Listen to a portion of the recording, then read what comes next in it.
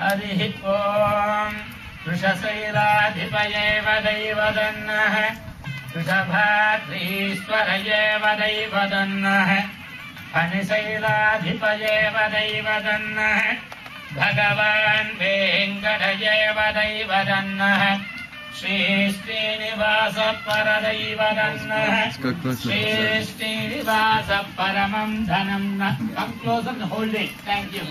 श्रीश्रीनिवास कुलदैवदन्नः श्रीश्रीनिवास परमाजनन्नः स्वराज्ये भाग्यलक्ष्मीः करतलकमले सर्वदा दानलक्ष्मीः दोर्दण्डे वीरलक्ष्मीः हृदय सरसिजे भूतकारुण्यलक्ष्मीः खड्गाग्रे शौर्यलक्ष्मीः निखिल गुणगणाडम्बरे कीर्तिलक्ष्मीः सर्वाङ्गे सौम्यलक्ष्मीः मैदुविजयतां सर्वसाम्राज्यलक्ष्मीः सुमङ्गलेरियं वधूरिमागं समेधवत्सदा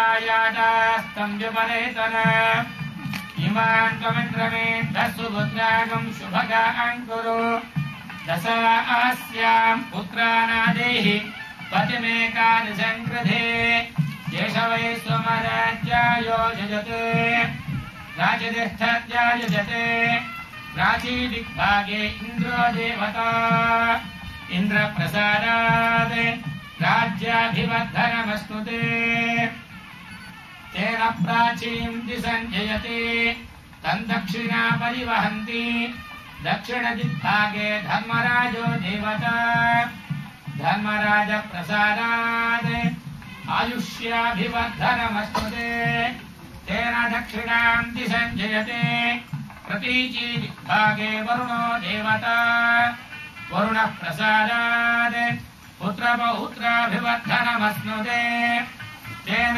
प्रतीचीं दिसञ्जयति उदीचीदिग्भागे कुबेरो देवता कुबेरप्रसादात् धनधान्याभिवर्धनमश्नुते तेन उदीचीं दिसञ्जयति सर्वदिग्भागे ब्राह्मणो देवता ब्राह्मणप्रसादात् सकलसाम्राज्याभिवर्धनमस्तुते तेन सर्वान् दिसञ्जयति सोमेन राज्ञा सर्वा दिशो जयति एवं वेद तासामेषा परा भवति तस्यैषा परा भवति तस्योत्तरा भूयसे शुभवचनाय शीर्वर्चस्वमायुष्यमारोग्यमावीधात् शोभामानं महीयते धान्यं धनं वसं बहुपुत्रलाभं शतसंवत्सरं दीर्घमायुः शतमानं भवति शतायुः पुरुषश्चरेन्द्रिय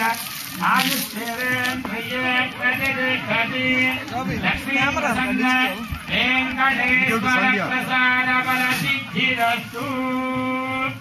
May God bless you. Wish you happy married life. Always happy. Thank you. May God bless you.